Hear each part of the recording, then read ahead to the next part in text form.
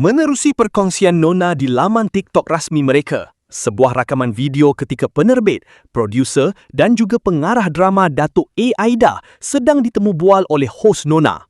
Dalam temu bual tersebut, Datuk A. Aida ada berkongsi kisah satu ketika dahulu sewaktu ditegur oleh arwah ayahnya berkenaan aurat rambutnya serta pengalamannya koma ketika ditahan di ward sebelum ini.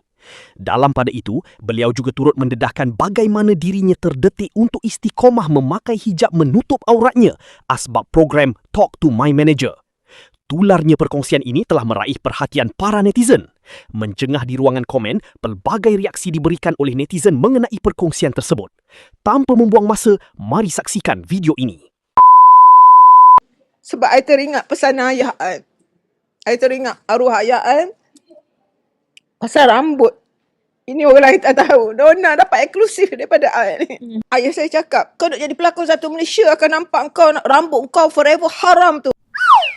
Saya start berhijab bila saya dapat tawaran daripada Talk to My Manager. Sebab saya ingat lagi ayah saya. Dulu masa saya nak jadi pelakon, ayah saya cakap, kau nak jadi pelakon satu Malaysia akan nampak kau rambut kau forever haram tu. Okey ayah, tak apa, kita pakai rambut palsu, cakap ayah. Tetapi bila saya fikir, dengan usia saya ni tiba-tiba Talk My Manager panggil, saya nak berada di atas pentas. Takkanlah saya nak tunjuk rambut. Saya berfikir seminggu tau sebelum buat keputusan ni. Kan walaupun saya dah berjanji dengan ustaz. Kan. Tetapi bila Talk to My Manager tu offer, saya terfikir, takkanlah aku nak pakai rambut. I think I buat keputusan untuk bertudung ni sebab Talk to My Manager lah. Sebab I nak berada di pentas tu. Sebab I teringat pesan ayah I. I teringat arwah ayah I. Pasal rambut.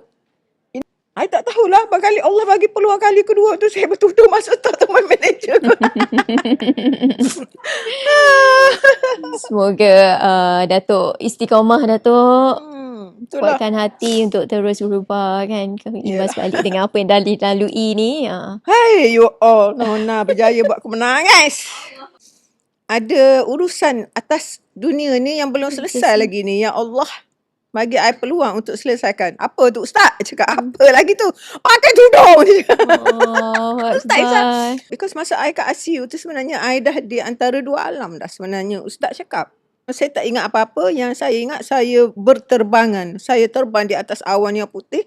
Saya duduk berputar-putar dengan rasa sakit yang tak boleh nak cerita kat orang. Sebab itulah orang cakap mati adalah sakit. Betul. Saya alami dan saya rasa sampai sekarang. Benda tu. Bila saya berputar-berputar, dia punya sakit tu Allah saja yang tahu. Sampai saya cakap, ya Allah, ya Tuhanku, kalau kau nak ambil nyawa aku, kau ambil lah. Stop lah this pain. Kan? Apa saja kesalahan aku yang buat, ya Allah kau ampunkanlah aku. Tapi tiba-tiba trigger otak kalau dah antara nak pergi ni, taubat dah tak diterima kan. Tak sempat terlintas benda tu. Taubat tak diterima. Okey dah, tak apa. Lepas tu ya Allah, ambillah nyawa aku, janganlah seksa aku. Tiba-tiba kat bawah ni berjuta manusia tau nak capai I macam ni. Itu berjuta orang kat bawah ni nak grab I. I duk berputar seorang kat atas ni, zup. Miracle lah doktor cakap. Apa yang terjadi kat I ni miracle. Doktor dah suruh anak panggil adik-beradik semua kumpul, dah baca Yasin. Doktor kata I 99.9, memang tak ada harapan dah. Allah.